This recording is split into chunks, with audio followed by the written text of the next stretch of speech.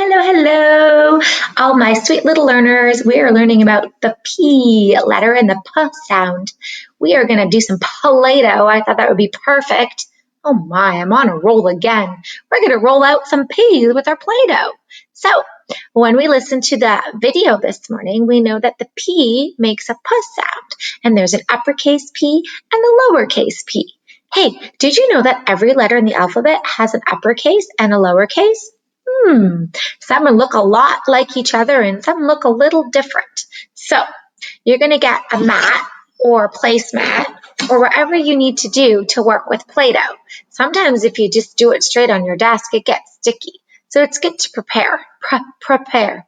Oh my goodness, Miss Hake, you're on a roll of P's today. So what do we remember about the shape of the letter P? Well, let's take a wee look. All right, the shape of the letter P, uppercase first. It's nice to draw it out with a pencil or something. There's a big line and a big curve, so a P. So I'm going to go ahead and I'm going to write that out in pencil, or I use my marker, and that's okay. And I'm going to try and match my Play-Doh to the actual printing of my letter. So it looks like Miss Hake, oh, look at that. That's almost perfect. Now I need another one, and I need another snake. Remember the letter S, snake. And I'm going to make this one curvy. Curvy, curvy, curvy, curvy, curvy. Curvy, curvy, curvy, curvy, curvy. But I got to roll it out. Not quite. It needs to be just a little longer. And sometimes you need patience. Patience starts with P. Patience means even though you want to get something done really fast, sometimes you just have to take your time to do it right. How did I do? Did you say perfect? Thanks. Now I'm going to do a lowercase p. Pa, pa, pa, pa, pa, pa. Now, the lowercase p in this case looks a lot like the uppercase P, except for the line goes down and the little p goes around. So it's a little shorter. So pa, pa, pa. I think I'm going to change color for my lowercase p and use my green, because why not? Sometimes I forget and I mix up my Play-Doh and put them together, and that's not okay because then it doesn't stay its original color.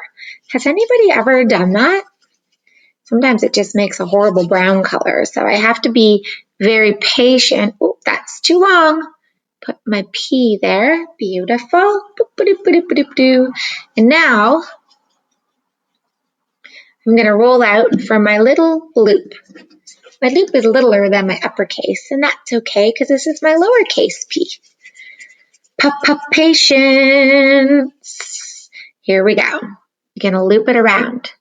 Now, you want to know what else reminds me of P? Polka dots. So I'm going to practice my Play-Doh rolling skills, and I'm going to cover the rest of my fun little mat with polka dots. Look at that. Fun. I love playing with Play-Doh and making my P's. How does that look? It's kind of fun, eh? Polka dots and P's. Time to play. Oh my goodness, all these P words are just coming out of my mouth today. Love it. So here we go. Maybe one more green over here. Patterns. We were talking about patterns too. Patterns and polka dots and P's. Oh my. All right. You have a lot of fun making your P Play-Doh board. Remember to have a lot of patience. I'm going to squish it down a little bit. Then I'm going to show you. Ta-da! Thank you. Have a good time, and I will see you soon.